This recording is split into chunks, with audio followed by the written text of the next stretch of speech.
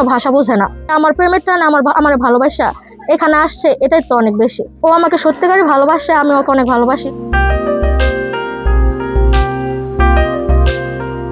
প্রথমে ফেসবুকে পরিচয়, এরপর প্রেম। সেই প্রেমের টানেই বাংলাদেশে ছুটে এসেছেন চীনের তরুণ লি ইয়াং। নিজের নাম পাল্টে রেখেছেন আব্দুল্লাহ।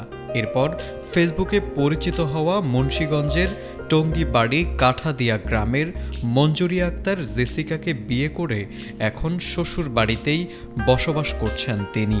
এই ঘটনাকে ঘিরে এলাকায় ব্যাপক চাঞ্চল্যর সৃষ্টি হয়েছে। প্রেম কোনো ভাষা বোঝে না।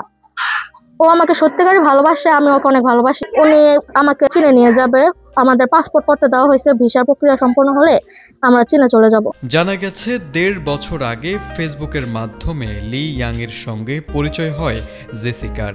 পরে নিয়মিত কথা বলতে বলতে তাদের সম্পর্ক প্রেমে রূপ নেয়। 6 মাস আগে থেকেই লি ইয়াং বাংলাদেশে এসে জেসিকাকে বিয়ে করতে আগ্রহ প্রকাশ করেন।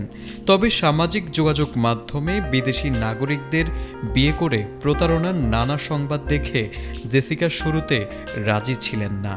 পরে চীনা যুবক নিজের মা বাবার সঙ্গে জেসিকার মায়ের কথা বলিয়ে দিলে তারা কিছুটা আশ্বস্ত হন।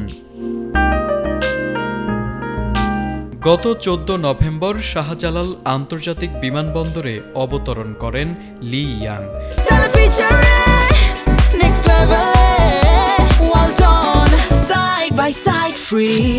সেখান থেকে জেসিকা তাকে সরাসরি মুন্সিগঞ্জে নিয়ে যান।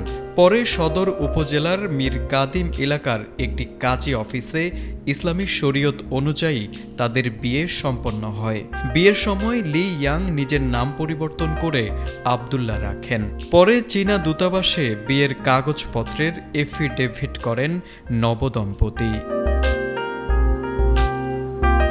পরিবারের সদস্যরা জানান আব্দুল্লাহ খুব সহজ সরল এবং ভদ্র স্বভাবের। জেসিকার এক ফুফু বলেন, মেয়েটা কোনো ভুল করেনি, বরং ধর্ম অনুযায়ী বিয়ে করেছে। বিয়ে আর পবিত্র বিয়ে কি মানুষের কি হয়েছে, বেশি মানুষের কি আমাকে কোনো ঝামেলা নেই। ওই যদি শান্তি থাকে এই দিয়ে আমরা দোয়া করি। ছেলেটা খুবই ভদ্র। হ্যাঁ ভদ্রই তো, আমাকে বাংলাদেশি মানুষ বেশি করে, অন্য দেশের মানুষ তো এরকম আর পবিত্র জীবনটা সুখী হোক, আমি দোয়া করে গেলাম। বর্তমানে জেসিকার বাড়িতে চলছে উৎসুক মানুষের ভিড়।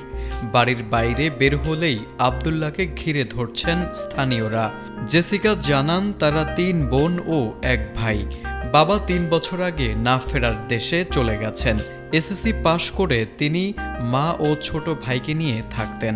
তিনি আরো বলেন, তার স্বামী আব্দুল্লাহ 1 মাস মেয়াদি ভিসায় বাংলাদেশে এসেছেন। জেসিকার ভিসার প্রসেসিং চলছে। ভিসা পেলে তিনিও স্বামীর সঙ্গে চীনে চলে যাবেন। তারেক আজিজ, এটিএন বাংলা।